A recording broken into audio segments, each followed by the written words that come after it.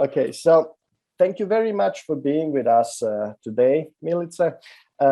I think I'll start by asking you just to shortly present yourself and tell us what is your relation to Slovenia.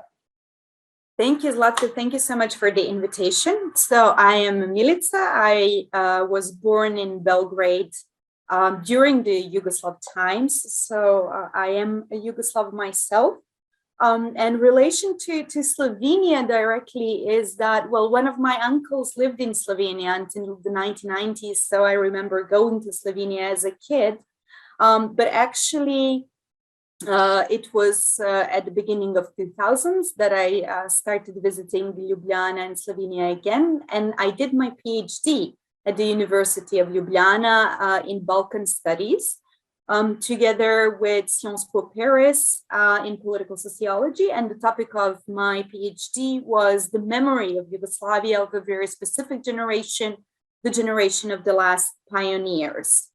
I am currently living in Vienna, so also not far away from Slovenia, and working as a postdoctoral researcher at the Central European University.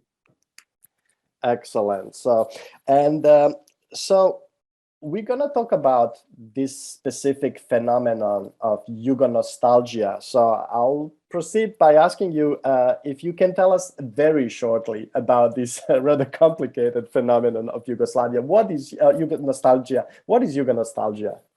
That is, yes, always a trap to ask somebody who did their doctoral research to give a brief element. But what I would say, there are three key ways that we can see jugo-nostalgia. Of course, the media representation is this of the old people who came from a very different regime, the socialist Yugoslav regime, and who did not manage to really adapt themselves to the new democratic and capitalist kind of environment in which the transition happened. So being represented just with a lot of Yugoslav parties, photos, movies about the Yugoslav socialist times, Tito's, this kind of commercialized interest of buying the memorabilia, of just kind of selling the idea of the past. But in a way that I would see it, this is a very important, intimate container for all the cognitive dissonances, for all the confusions that have been a consequence of the dissolution of Yugoslavia and the way people remember their lives before the wars and the dissolution, and the reality which they're faced today.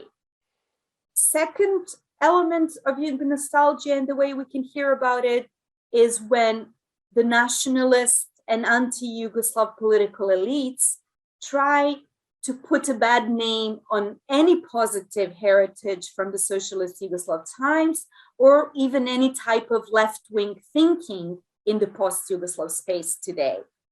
So the third understanding is, in a way, a protest against this revisionist nationalist readings of the history of the socialist Yugoslav times. Okay, thank you very much. But how widespread is this phenomena in Slovenia? And do you think it's more widespread in Slovenia than in other parts of the country, or less spread? That is a very common question. And being from Belgrade, I remember that for many, many years, I don't know what is the situation now because I haven't lived there for a long time. But for every New Year's Eve, Belgrade would be full of buses of Slovenians coming to celebrate New Year's Eve in Belgrade. And there was a certain feeling among Belgrade citizens, like, what is wrong with these Slovenians? Slovenia is so much nicer than Serbia. Why are they coming here? So there was a sort of a public opinion perception that Slovenians are very jugo-nostalgic, and it was for many people difficult to understand why, because Slovenia is actually the best, so to say, example of the post-Yugoslav space in terms of economic development, or at least until 2012. So it was a bit peculiar to understand. And at the same time, there were a lot of interesting things happening in Slovenia. For example, in 2011, the city council of Ljubljana wanted to give back the name of one of the major streets in Ljubljana to Josip Broz Tito. But the Constitutional Court declared that he was a totalitarian leader and that they will not allow this. But then again, when the major newspaper Delo in Slovenia did a research, they have established that over 80% of their readers did not want to erase the memory of Yugoslavia and Tito from the street names and squares in Slovenia. In the city of Velenje, Tito's statue is intact and still standing proud. In Koper, we have Tito's square, which is still there and hasn't been changed. So at the same time, Slovenia entered the European Union the quickest and had this kind of perception that it was the country that started the dissolution. But the Slovenians did not go through full erasure of the Yugoslav memory in terms of toponyms, memorials, and monuments. And when in 2016, there was a big post-Yugoslav research that was done that asked the question, was the dissolution of Yugoslavia bad for your country? And then, of course, it was the majority of people from Serbia, from Bosnia and Herzegovina, Macedonia, who answered largely yes. For Slovenia, it was 45%. So it's kind of 50-50. There is this sentiment that half of Slovenians are very Yugo-nostalgic and half of Slovenians not so much. But also in Slovenia, we have the only fully and firstly established left-wing political party that entered the parliament and actually plays a very serious role in leading the country, either as an opposition party or for a very brief time they were in the. And I remember when I was living in Slovenia, every year there would be these big concerts, Nosil bom rdečo zvezdo, by one of the biggest Slovenian poets, Svetlana Makarevic, where the partisan choirs would come to sing the socialist partisan songs of liberation and freedom, of revolution. Svetlana and her colleagues would be reading poetry, and this was all happening at the main square in Ljubljana, and people were holding Yugoslav flags all around, and the square would be full. And at some point, some revisionist voices asked the city to forbid these events, and there was a very strong, open response from Ljubljana's mayor, Zoran Jankovic, that until he is in that position, he will never allow Slovenia to forget their anti-fascist and revolutionary Yugoslav past. So there is something very specific in Slovenia that I think is often overlooked, but constitutes a very important part of historical memory of Slovenia, and that is that Slovenia did not have a state until the establishment of socialist Yugoslavia.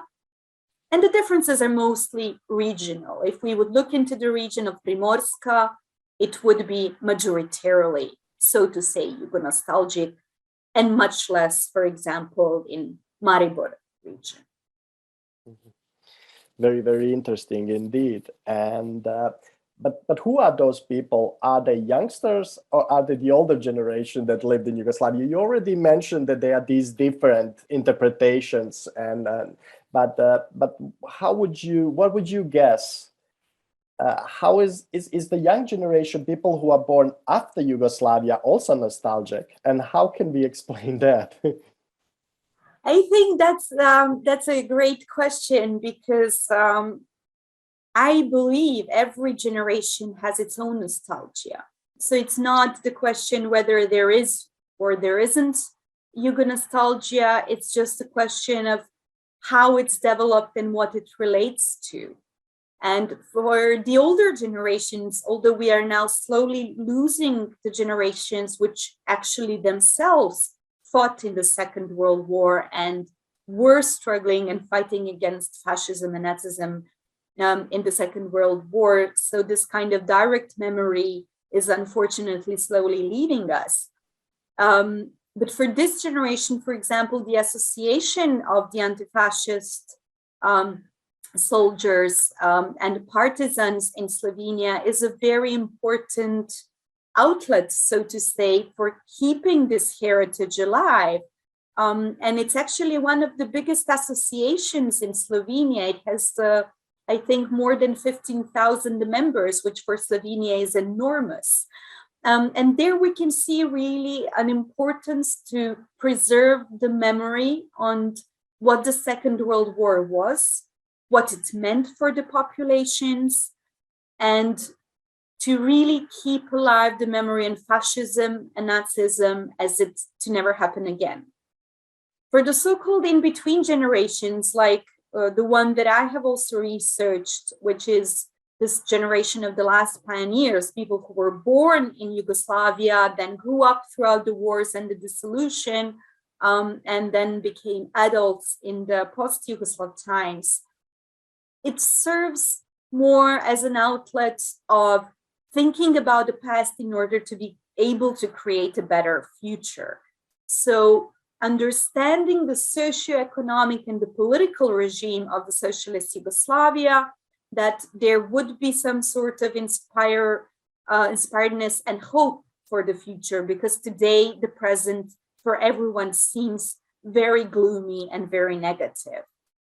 And the young generations, I would say, maybe see it more in a cultural sense, in a sense of a common linguistic space, in the sense of shared cultural space, because of all the post-Yugoslav countries, we watch the same movies, we listen to the same music, and it's easy for us to understand each other, even though Slovenian is a different language than the rest of the BC SM languages now.